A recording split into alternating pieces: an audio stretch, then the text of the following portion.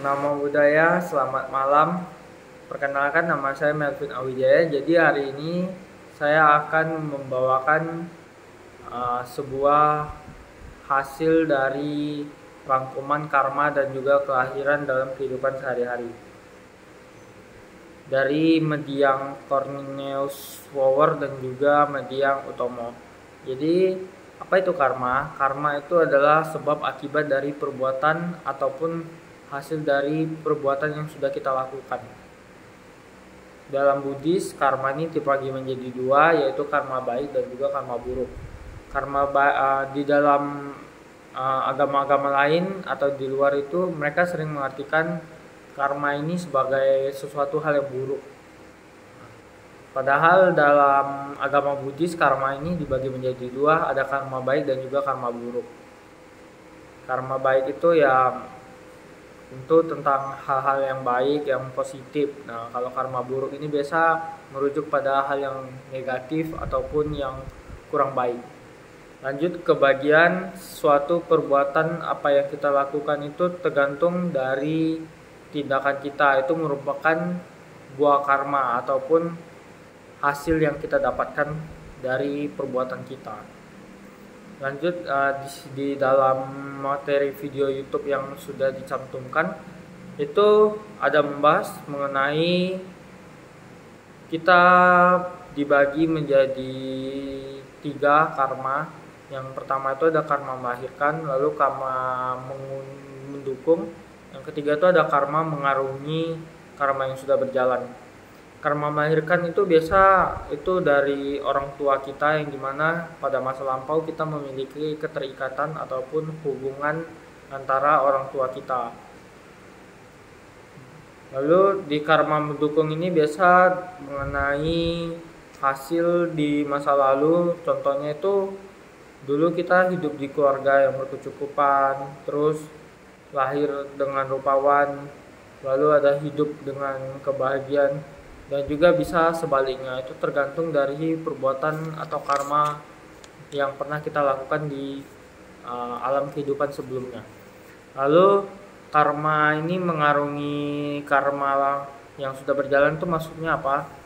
Contohnya ini ada kita sudah mendapatkan hidup yang beruntung, tetapi kita malah menggunakan atau memanfaatkan keberuntungan itu untuk sesuatu hal yang jelek. Misalnya dengan kita sombong kepada orang lain, lalu kita menyalahgunakan kekuasaan yang sudah kita dapatkan, itu bisa berujung atau berdampak buruk bagi kita sendiri. Tetapi kalau kita melakukan hal yang lebih baik, tentu kita akan mendapatkan hal yang baik juga. Misalnya kita udah punya status yang tinggi, tapi kita tetap menghargai orang yang di bawah kita, lalu kita juga tidak pelit ataupun berbagi rezeki dari yang kita sudah dapatkan kepada orang lain. Di khotbah juga ada menjelaskan bahwa dharma itu sebagai seperti kita sedang memegang ular. Ketika kita memegang kepala si ular itu, tentu kita tidak akan kena patok. Tetapi kalau kita pegang ekornya, bisa jadi kita kena patok. Maksudnya apa? Dalam dharma ini kita harus memegang dharma yang baik agar kita tidak salah jalan ataupun kita bisa menjadi hal-hal yang lebih positif dan juga bermanfaat bagi orang lain. Tetapi kita jangan menggunakan dharma itu sebagai suatu hal yang buruk, yang dimana kita membuat keributan ataupun membuat kerusuhan bagi orang lain. Tentu itu tidak akan baik untuk selanjutnya. Lalu kita juga harus memperhatikan dharma secara benar. Jadi kita sebagai umat Buddha ini kita harus menaati 5 sila, itu termasuk perbuatan benar. Dimana kan 5 sila ini dalam Buddhis ini merupakan salah satu hal yang terpenting yang harus kita lakukan. Nah, ketika kita nggak melakukan hal yang baik dari 5 sila tersebut atau melanggar sila tersebut, kita bisa saja mendapatkan hal atau impact dampak yang buruk tentunya di masa yang akan mendatang. Lalu takdir dan juga nasib, yang dimana takdir dan nasib ini tergantung pada diri kita. Ketika kita melakukan takdir yang lebih baik di masa sekarang, tentu kita di masa depan ataupun masa yang akan datang kita akan mendapatkan hal yang baik juga. Tetapi kalau kita dari sekarang aja melakukan hal yang buruk atau melakukan tindakan yang tidak baik, di masa yang akan datang kita juga akan mendapatkan hal yang tidak baik juga. Lalu untuk tidak melakukan kejahatan pikiran itu merupakan hal yang sulit dikendalikan daripada perbuatan ataupun ucapan, serta pikiran ini merupakan poros kehidupan.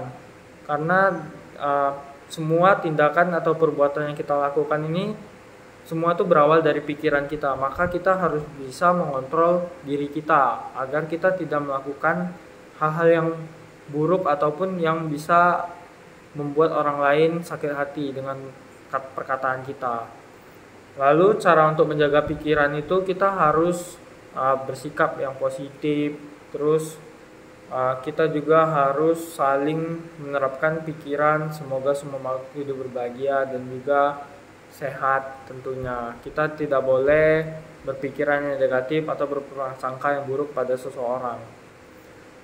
Selanjutnya, kalau kita memilih pasangan. Nah, dalam hidup ini kita harus bisa menerima pasangan itu sesuai dengan apa adanya. Kita tidak boleh membandingkan pasangan kita dengan orang lain. Dengan misalnya ada pasangan yang lebih baik, tentu itu akan membuat dampak yang tidak baik bagi kita.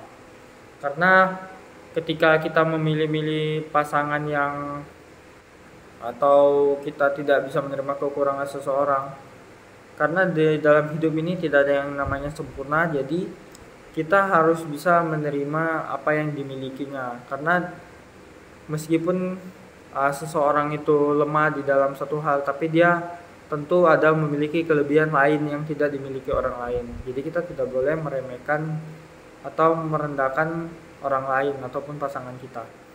Sekian dari video saya, semoga bermanfaat. Terima kasih sudah menonton. Namo Buddhaya.